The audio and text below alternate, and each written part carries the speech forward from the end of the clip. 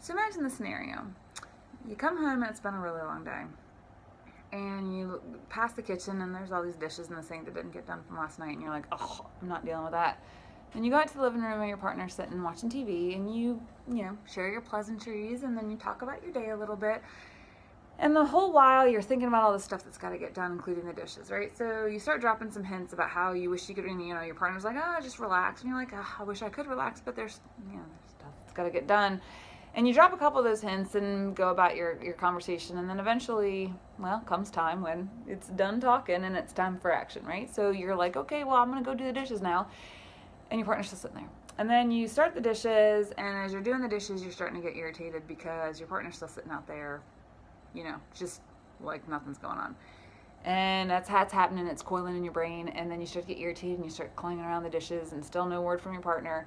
And eventually you're done, and you huff back into the living room, and the next thing you know, you guys are having a fight about how your partner doesn't care about your feelings, and how could they not know, and you said you were having a rough day, and it wouldn't have been nice if they had offered to help, and the person that's done the dishes, it's important to validate the fact that that's a true concern and a bother.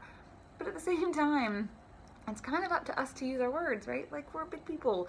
And it's funny because we teach this to kids all the time. Use your words. We say it all the time. But when we get older, it's like we forget that, especially when we're a couple. We constantly assume that the other person should know how we feel. And not only should know how we feel, but should also feel this and think the same way. Like, I get it. Like, you think to yourself, well, how could you not know? But that's not the point. It's not about how could they not know. It's about this concept that we should assume that somebody that has a completely different brain than ours, right? We're not joined at the brain, has the exact same thought process. I don't care how long you've been together, it's important that you still are able to communicate your needs and your feelings. And really, coupledom gets into crap when you start just assuming that the other person is supposed to somehow either read your mind or know. I don't care how long it's been, right? Like, I don't care. You gotta use your words. I mean, imagine that scenario if during the conversation, the person who was like really getting torqued about the dishes was like, hey, by the way, I really want to relax and I can't until this stuff gets done, so can you help me? Or can you do this and I'll do that? Or I'll wash you dry. Like, the other partner goes, sure, you get it done.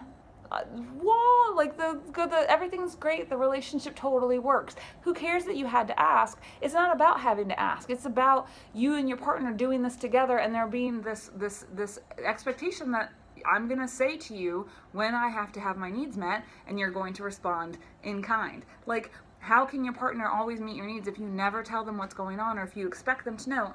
Again, it doesn't matter how long it's been.